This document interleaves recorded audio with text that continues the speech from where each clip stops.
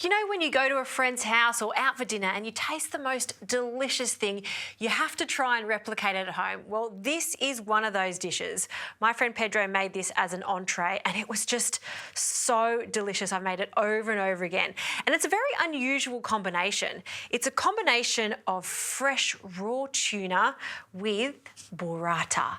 Burrata is really mild and delicate in flavour, of course creamy too, so it goes so nicely with the fish. And on a hot summer's day when you want to impress your friends, this is the dish to share. So we'll prepare the burrata first. Now, what is burrata?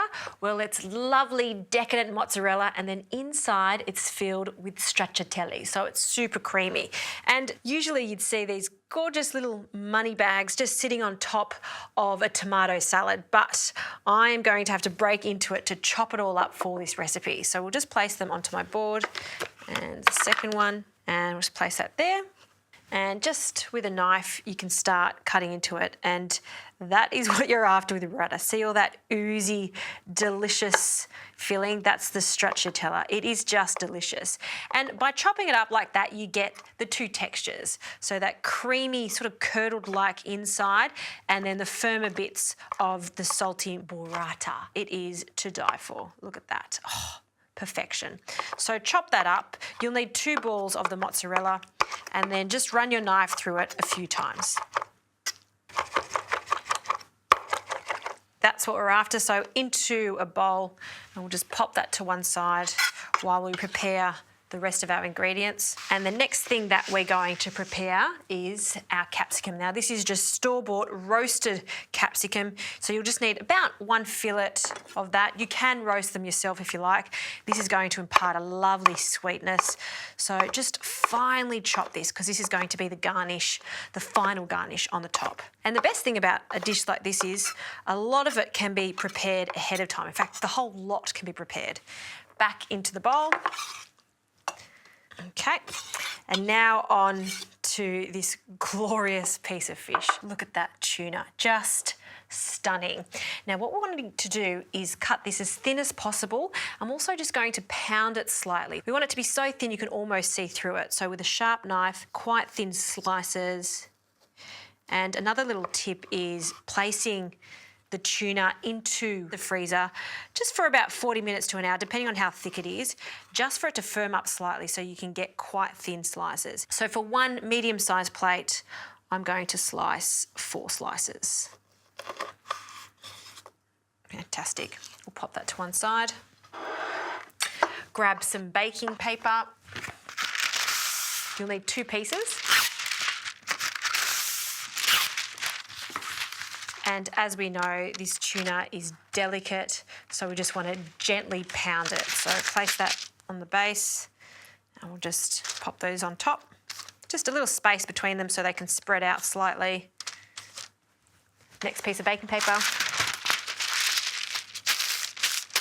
And then with a meat mallet just on the flat side, very carefully just pound it and spread it out. It's not chicken schnitzel, it's not veal schnitzel, it's tuna, it's fish, it's delicate, so just very delicately. If you do it too hard, well, you're going to mince it and mash it. We don't want that. Okay, happy with that? Let's have a look. Stunning. Okay, to plate up, we'll grab a flat plate like this. I like this because it's just got a very, very thin rim, so we're really going to see that gorgeous layer of the burrata and then the tuna. Burrata goes first. I'll grab a spoon and we're going to place that onto our plate, and you want to spread it out as evenly as possible all the way to the edges. Fantastic. Now just a small drizzle of oil and a pinch of salt. And the tuna. So we'll just delicately grab those and just drape that over the top. We just want to expose a little of our burrata, so when you serve this, everyone knows what the surprise is underneath. Last little piece here over the top. Next, our capsicum. We'll sprinkle that over the top, and look at the colours. You can see all of those different layers are coming together nicely. We need a pop of saltiness, so we're going to get that from some baby capers, sprinkle that over the top, and of course some lemon. Now, I'm not going to use the lemon juice because that will start to cook our tuna. We don't want that. We just want the pure essence of that lemon, so we'll just get that from the lemon zest and do that straight over the dish. Fantastic. Some more extra virgin olive oil.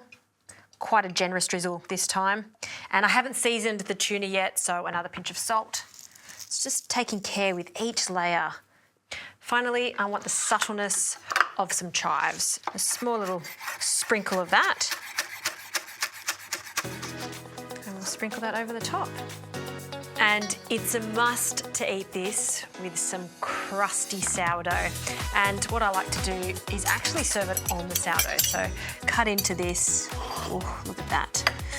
And just pile it onto some crusty bread. And almost mash it on, mush it together. Oh, look at that.